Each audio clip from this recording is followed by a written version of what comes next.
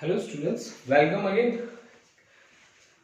Today we are going to start another chapter of physics. That chapter is chapter 3rd, current electricity. हम start करने वाले हैं. And before that we have completed electrostat. और electrostat आप सब लोगों ने मेरे ख्याल से complete कर लिया होगा, आपने पढ़ लिया होगा. अगर आपने नहीं पढ़ा है तो आप सर्च बॉक्स में जाइए, इलेक्ट्रोस्टैट को सर्च कीजिए, आपको सारी की सारी वीडियोस आपको मिल जाएंगे. आज हम जो स्टार्ट करने वाले हैं दैट इज करंट इलेक्ट्रिसिटी.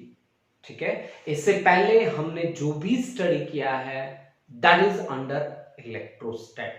इलेक्ट्रोस्टैट का क्या मीनिंग है? यहाँ पे इलेक्ट्रोस्टैट का मीनिंग है कि हमने चार्जेस एट रेस्ट से डील किया है. We have studied the charges at rest and different phenomena we have studied. As like we talk about the charges at rest, and the example is Coulombian forces.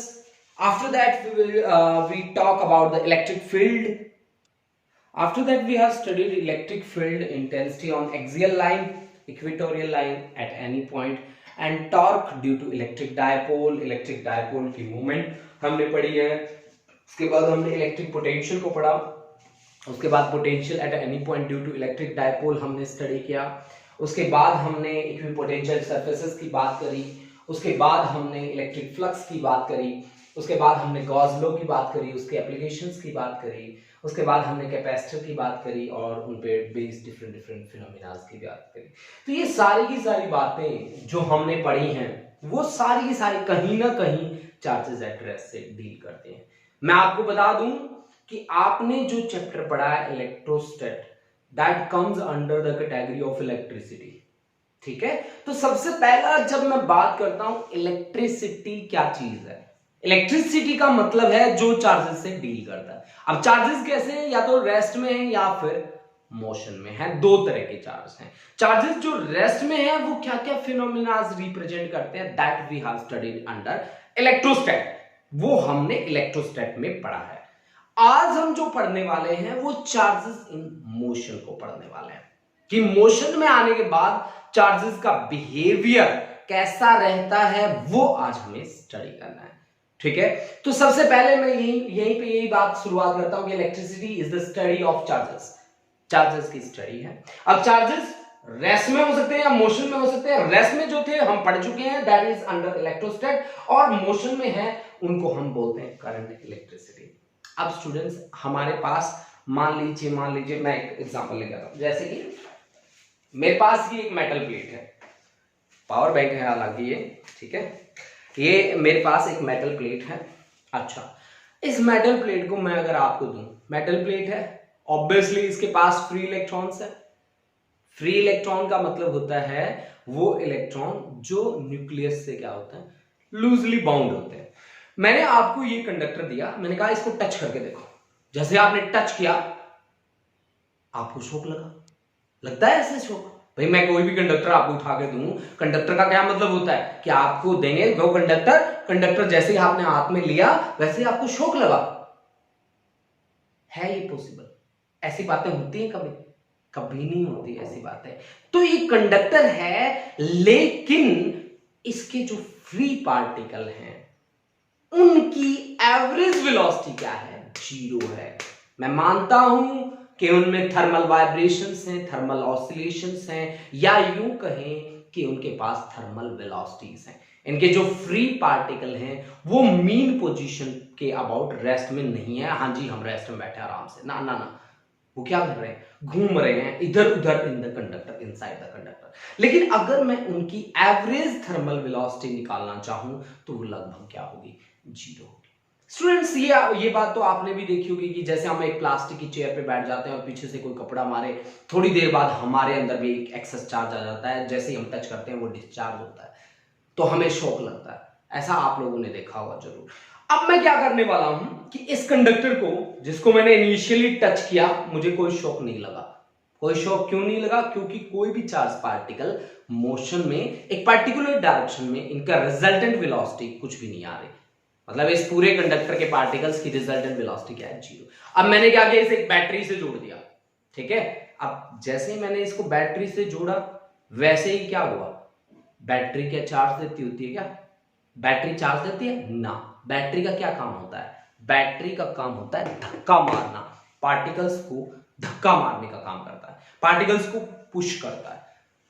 अब जितना जल्दी वो push करेगा, जितना तेजी से वो पुश करेगा, उतना ही ज्यादा करंट का अमाउंट बढ़ेगा, उतना ही ज्यादा करंट का अमाउंट बढ़ेगा। That's why we say I is equal to q by t. एक बात सुन लीजिए, आपने क्या कहा कि हमने जी ये एक बैटरी लगाई, ये मेरे पास क्रॉस सेक्शन है, हम कहते हैं कि जो पार्टिकल्स हैं, जो चार्ज पार्टिकल हैं, वो इस तरह से क्रॉस सेक्शन के हमेशा क्या निकलते हैं? नॉर्मल निकलते हैं, ठीक है, नॉर्मल निकलते हैं। तो मैंने क्या कहा कि अगर Q नेट चार्ज है, मान लो फ्री चार्ज उसके पास है, Q नेट चार्ज इतना है, ठीक है, तो Q जो नेट चार्ज है, ठीक है, उसका flow normal to the cross section in a given interval of time, given interval of time say that is t, तो करंट क्या होगा? I is equal to q by t, है ना, I is equal to q upon t. अब time का यहां पे time क्यों लिया गया है? आप इसे ऐसे भी बोलते हैं कि rate of flow of charge, है ना, विद रिस्पेक्ट टू टाइम आप काम कर रहे हो। टाइम का लेने का क्या पर्पज है पता है? टाइम का क्या इंपैक्ट है यहां पे, मैं आपको इसको समझाने के लिए एक बात करते हैं हम, टाइम का क्या इंपैक्ट है इस पे बात करते हैं।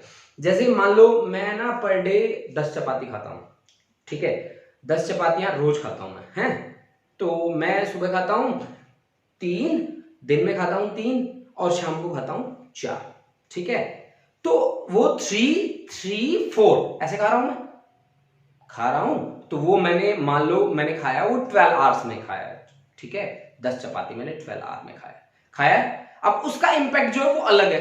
अब एक काम करता हूं कि 10 की 10 चपातियां एक साथ खा जाता हूं, तो उसका इंपैक्ट अलग होगा मेरे ख्याल से। आप सोच सकते हो ये बात कि वो 10 चपातियां अगर एकदम मैंने खा ली, उनका इंपैक्ट अलग रहेगा। अगर मैं 3, 3, 4 खा रहा हूं तो उनका इंपैक्ट अलग होगा कि नहीं होगा? मतलब अगर 100 कूलम का चार्ज है, 1 सेकंड में फ्लो कर रहा है, तो उसका इंपैक्ट कितना है? अगर 100 कूलम का चार्ज 1 घंटे में फ्लो कर रहा है, 1 आवर में फ्लो कर रहा है, तो उसका इंपैक्ट कितना है वो अलग होगा। That's why here we have mentioned I is equal to q by t. मेरी बात को आप बिल्कुल समझ गए होंगे मेरे ख्याल से। अगर आपने मेरी बात ध्यान से सुनी है तो आप बिल्कुल समझ गए होंगे कि टाइम का इंपैक्ट क्या रहेगा। अगर आपने नहीं सुनी है तो पीछे जाइए, सुनिए और फिर आगे चलिए, ठीक है। अच्छा, अब करंट की यूनिट भाई आप सभी बच्चे 10th क्लास में भी पढ़ चुके हैं, आपको पता भी है जनरल की करंट की यूनिट होती है एम्पियर, और एम्पियर किसकी इक्वल होगा? चार्ज अपॉन टाइम चार्ज की यूनिट होती है कूलम, और टाइम की यूनिट होती है सेकंड। अब स्टूडेंट्स यहां से अगर मैं आपको कहूं कि 1 एम्पियर करंट कितना होता है, तो आप कहोगे कि 1 कूलम का चार्ज 1 सेकंड में फ्लो करे, तो जो करंट बनेगा दैट करंट इज कितना? 1 एम्पियर। ओके, अब मैंने क्या कहा कि I ampere is equal to I coulomb upon 1 second. मैंने कहा जी कि I एम्पियर करंट का फ्लो हो रहा है through the conductor, then in 1 second I coulomb of charge will pass through the conductor, then I ampere is equal to I coulomb upon 1 second. Okay students, आप इनकी smaller units भी use कर सकते हैं बच्चा पार्टी। यहां पे ampere मैंने लिया है, आप मिली एम्पियर, माइक्रो एम्पियर की भी बात कर सकते हैं। मिली का मतलब है 10⁻³ और माइक्रो का मतलब है यहाँ पे 10⁻⁻6। मेरी एक बात हमेशा याद रखिए बच्चा पार्टी कि चार्ज इज कंजर्व्ड। कंजर्व्ड का क्या मतलब है कि कंजर्वेशन का क्या मतलब होता है कि charges can neither be created nor be destroyed, है ना। यहाँ पे ना तो चार्ज को आप क्रिएट कर सकते हैं ना डिस्ट्रॉय कर सकते हैं। क्या आप ऐसा कर सकते हैं कि आपने बैटरी लगा दी हो और बैटरी ने फेंक फेंक के मारे हो चार्जेस को, ले 10 ले ले 20 ले ले, ना, बैटरी ये काम नहीं करती। बैटरी केवल धक्का देती है किसी चार्ज पार्टिकल को। मतलब बैटरी का क्या काम होता है? पोटेंशियल डिफरेंस क्रिएट करना। इस पे भी हम बात करेंगे, ईएमएफ पे, इसके भी डेली लाइफ के कुछ एग्जांपल्स हम स्टडी करेंगे और उन्हीं के बेसिस पे हम बात करेंगे, आपको समझाएंगे कि ईएमएफ क्या होता है, टर्मिनल पोटेंशियल डिफरेंस क्या होता है, इंटरनल रेजिस्टेंस क्या होता है, ये सारी की सारी बातें भी हम आगे करेंगे। अच्छा स्टूडेंट्स, अब मैंने क्या कहा कि चार्ज ऑलवेज रिमेन्स कंजर्व्ड। मतलब क्या होता है इसका, क्या मीनिंग होता है इसका कि चार्ज को हम क्रिएट नहीं कर सकते, डिस्ट्रॉय नहीं कर सकते, तो फिर क्या कर सकते हैं? धक्के मार सकते हैं। हाँ जी, बैटरी का यही काम होता है, धक्के मारना। धक्का मतलब फोर्स, और force into displacement means work. Work किसके लिए? चार्ज पार्टिकल के लिए। और चार्ज पार्टिकल के लिए किया गया वर्क क्या होता है? पोटेंशियल होता है। ठीक है, ये अब बातें आप नोट कर सकते हैं। ठीक है, दूसरा कि चार्ज कभी इकट्ठा नहीं होता किसी कंडक्टर के अंदर। Charges never accumulates in the conductor. इकट्ठे नहीं होते चार्ज कभी भी किसी भी कंडक्टर के अंदर। ऐसा नहीं होता कि किसी कंडक्टर को इकट्ठा करके दे दिया मैंने चार्ज, ना। चार्जेस हमेशा बैलेंस वे में रहते हैं, बैलेंस वे में एग्जिस्ट करते हैं। उसके बाद direction of current is always opposite to flow of electron. जो इलेक्ट्रॉन के फ्लो की डायरेक्शन होगी उससे अपोजिट डायरेक्शन आप किसकी लोगे? किसकी लोगे? करंट की डायरेक्शन आप मेंशन करके चलोगे। स्टूडेंट्स, अब हम बात करते हैं जिसमें हम एवरेज करंट की बात करेंगे, इंस्टेंटेनियस करंट की बात करेंगे। देखो, इंस्टेंटेनियस वर्ड आप कहां से सुन के आए हो? आप क्लास 11 से इंस्टेंटेनियस वर्ड को सुन के आए हो। इंस्टेंटेनियस वर्ड आपने सुना होगा इंस्टेंटेनियस स्पीड में। देखो बच्चों, जब हम गाड़ी चला रहे हैं और हमसे हमारे पास किसी का फोन आया और उसने हमसे फोन करके पूछा कि अब आपकी स्पीड कितनी है, तो आपने गाड़ी के जो स्पीडोमीटर है उसमें स्पीड देखी, आपकी गाड़ी चल रही थी 80 किलोमीटर पर आवर, और आपने आंसर किया कि जी 80 किलोमीटर पर आवर। यानी कि आपने उस इंस्टेंट पे स्पीड देखी। That's the instantaneous. वहां पे टाइम लगभग जीरो के बराबर है। नहीं, जीरो नहीं है, बट जीरो के बराबर है ना। वहां पे टाइम बहुत ही स्मॉल है, विद इन 1 सेकेंड आपने देखा, देख के बता दिया। तो आज हम कुछ ऐसी ऐसी बातें भी करने वाले हैं, ऐसे ऐसे न्यूमेरिकल्स भी बनाने वाले हैं जो आपको बताएंगे कि एवरेज क्या होता है, इंस्टेंटेनियस क्या होता है। आईआईटी जेईई में इस तरह के प्रॉब्लम्स बहुत ही ज्यादा पूछे जाते हैं। तो बच्चा party, let's start the next article. That article is average current and instantaneous current. Average की भी हम बात करेंगे और इंस्टेंटेनियस की भी हम बात करेंगे। हालांकि करंट का सभी को पता है, करंट क्या होता है? करंट होता है चार्जेस का फ्लो। चार्जेस का फ्लो, ठीक है, चार्जेस का फ्लो करना क्या बनाता है? करंट बनाता है। ठीक है, अब चार्जेस हमारे पास होते हैं दो तरह के, एक होता है पॉजिटिव चार्ज और दूसरा हमारे पास क्या होता है? Negative charge. पॉजिटिव चार्ज का जो फ्लो है वही चार्ज की क्या रहता है?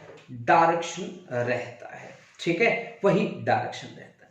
अब देखो, जो चार्जेस की मैं बार बार बात कर रहा हूं कि चार्जेस चार्जेस चार्जेस, तो भाई चार्ज के फ्लो कराने के लिए मतलब करंट अलग अलग जगह पे इंट्रोड्यूस होता है। जैसे कि सॉलिड्स में अगर हम बात करते हैं, जैसे कि हमारे पास सेमीकंडक्टर्स भी होते हैं, जैसे हमारे पास इलेक्ट्रोलाइट भी होता है, तो उसमें करंट को कैरी करने वाले तो बनते होंगे कोई ना कोई। हाँ, वो चार्ज ही पार्टिकल है। वो कैसे चार्ज पार्टिकल है? अगर मैं सॉलिड में बात करूं या यूं कहें कि मैं कंडक्टर में बात कर रहा हूं, ठीक है जी, कंडक्टर, क्योंकि सॉलिड में तो मैं सेमीकंडक्टर को भी लेके जाऊंगा। सॉलिड में सबसे पहले मैं कंडक्टर की बात कर रहा हूं, तो कंडक्टर में free electrons are the current carriers, are current carriers. Okay, मतलब फ्री इलेक्ट्रॉन्स जो हैं वो करंट कैरियर्स हैं सॉलिड में। ठीक है जी, सॉलिड में, किसमें? कंडक्टर में। अगर मैं सेमीकंडक्टर की बात कर देता हूं, वो भी सॉलिड के अंदर ही आता है। सेमी कंडक्टर की मैं बात करता हूं, तो सेमीकंडक्टर में होते हैं जी इलेक्ट्रॉन्स होते हैं और होल्स होते हैं। Electron and holes are the current carrier. Electrons and holes are the current carrier in case of semiconductor. Okay, और उसके बाद मैं लेता हूं जी इलेक्ट्रोलाइट। इलेक्ट्रोलाइट, ठीक है जी, ये सेल्स होते हैं आपके पास। ठीक है, इलेक्ट्रोकेमिकल रिएक्शंस जिनमें होती हैं। ठीक है, इलेक्ट्रोलाइट मैं ले रहा हूं। यहां पे positively and negatively charge ion, positively charged ion, charged ion and negatively charged ion, negatively charged ion। Okay बच्चा पार्टी, इलेक्ट्रोलाइट में हमारे पास positively and negatively charge ion होंगे। हाँ जी, गैसेस भी रहता है, उसको क्यों छोड़े बेचारे को ना। गैसेस, गैसेस के केस में Positively charged ion and electrons are the current carriers, ठीक है। ये आपके पास क्या होंगे, करंट कैरियर्स होंगे।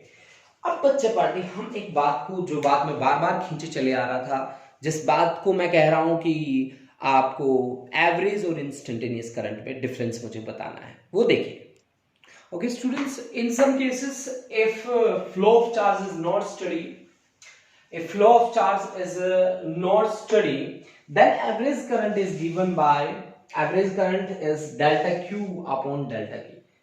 One thing we have to keep in mind, delta is that quantity which can be measured, ठीक है। डेल्टा एक ऐसी क्वांटिटी है जिसको हम मेजर कर सकते हैं। Students, this thing you have to keep in mind, okay. ये आप एवरेज से डील कर रहे हो, ठीक है। एवरेज से डील आप कर रहे हो तो आप कह रहे हो कि delta Q is the small change, that is the measurable small change. मैं यहां पे ये बात स्पेशली मेंशन करके चलूंगा कि डेल्टा क्यू का मतलब है कि ये मेजरेबल क्वांटिटी है, मेजरेबल है। हाँ, ये स्मॉल क्वांटिटी है, स्मॉल चेंज है, लेकिन कैसा है, मेजरेबल है, जीरो को अप्रोच नहीं करता, ठीक है। अगर अब आप कहते हैं कि if delta t approaches to zero, मतलब ये जीरो नहीं है भाई, ठीक है ना, ये जीरो नहीं है और ये जीरो के लगभग बराबर है ना। तो उस सिचुएशन में हमें क्या करना पड़ेगा, हमें लगानी पड़ेगी लिमिट, और ये करंट कैसा बन जाएगा, इंस्टेंटेनियस करंट बन जाएगा। आई इंस्टेंटेनियस में क्या बन जाएगा कि लिमिट, नीचे वाली जो टर्म है वो जीरो को अप्रोच करती है, delta I approaches to zero, this is delta q upon delta t. जब नीचे वाली टर्म जीरो को अप्रोच करती है ना भाई, तो ये डेल्टा जो है that converts into dq by dt। dq is the small change that approaches to zero, not zero, approaches to zero, okay। this thing you have to keep in mind। अब ये दोनों के दोनों जो कॉन्सेप्ट्स हैं आपके आईआईटी के point of view से भी अच्छे हैं, ठीक है। बहुत सारे बच्चों को पता ही नहीं चलता कि एवरेज क्या है, इंस्टेंटेनियस क्या है, ठीक है। नीट के हिसाब से भी अच्छे हैं, ठीक है, नीट के हिसाब से भी अच्छे, ठीक है। तो अब मैं इन पे एक न्यूमेरिकल परफॉर्म कर देता हूं, वो न्यूमेरिकल आपको इनके फंडे जो हैं वो बिल्कुल क्लियर करके दे देगा, ठीक है बच्चा। हाँ जी, मैं एक न्यूमेरिकल लेके चल रहा हूं। न्यूमेरिकल जी, मान लो मेरे पास चार्ज मेरे को दे रखा है, चार्ज की value 3t² plus 5t plus 6, ठीक है। Find average current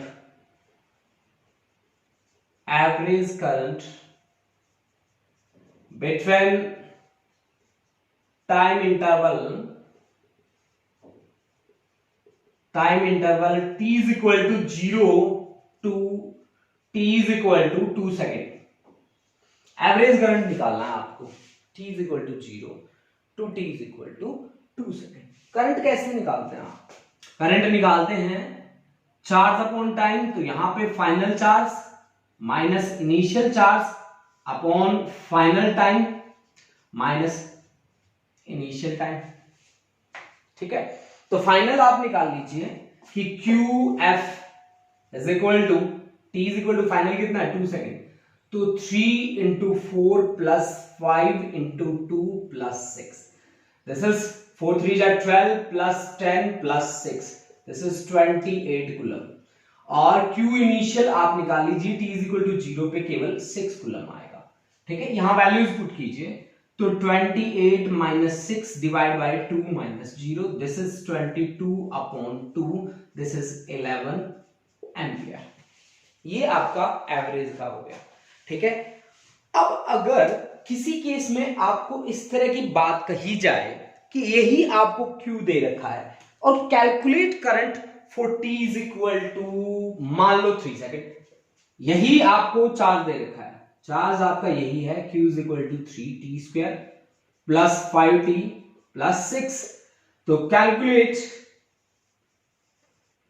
current for t is equal to 5 second. अब देखो बच्चा, ऐसी जब भी बात आ जाए ना, तब आप समझ लो कि ये इंस्टेंटेनियस की बात कर रहा है। तो सबसे पहले आप i इज इक्वल टू क्या निकालेंगे, i इज इक्वल टू निकालेंगे dq बाय dt। अब d by dt of q कितना है, 3t² प्लस 5t प्लस 6। जिनके पास बायो है वो बच्चे थोड़ा इसको सॉल्व नहीं कर पाएंगे, तो मैं इसके स्टेप्स बना रहा हूं, आपको इजी रहेगा ये। d बाय dt ऑफ हर एक का अलग अलग कर दो differentiation, d by dt of 5t plus d by dt of constant 6। जिन बच्चों को डिफरेंशिएशन नहीं आता वो मेरे सर्च बॉक्स में जाएं, डिफरेंशिएशन को सर्च करें, आपको मिल जाएगा इसका कंप्लीट लेक्चर। तो i इज इक्वल टू, ये 3 तो कांस्टेंट है, 3d bye dt of t² और प्लस 5 को आप बाहर ले लीजिए, dt बाय dt और प्लस 6 तो कांस्टेंट है, कांस्टेंट का डिफरेंशिएशन 0 होता है। ओके, 3t² का हो जाएगा, t की पावर जो है वो आगे आ जाएगी, यहां आ गई, और 2 - 1 1 plus dt upon dt 1 plus ये 0 है, तो दिस इज 6t प्लस 5। अब आपको कहां निकालना है, t is equal to 5 second, तो t is equal to 5 second, t is equal to 5 second अगर आप पुट करेंगे तो i इज इक्वल टू 6 5 जा 30 plus 5, this is 35 ampere answer. ठीक है, 35 एम्पियर आपके पास आंसर आ गया। यानी कि इस तरह से आप एवरेज और इंस्टेंटेनियस पे काम कर सकते हो, पहचान कर सकते हो उनकी कि ये आपसे एवरेज की बात कर रहा है कि इंस्टेंटेनियस की बात कर रहा है। तो स्टूडेंट्स, आज हमने बात करी स्पेशली करंट के बारे में, इसमें हमने पढ़ा कि एवरेज और इंस्टेंटेनियस कैसे निकालते हैं। नेक्स्ट जो हम बात करेंगे वो करंट डेंसिटी के बारे में बात करेंगे स्टूडेंट्स। तो उसके लिए हमारे नेक्स्ट लेक्चर को देखिए, ठीक है, current electricity part 2। Okay student, thank you.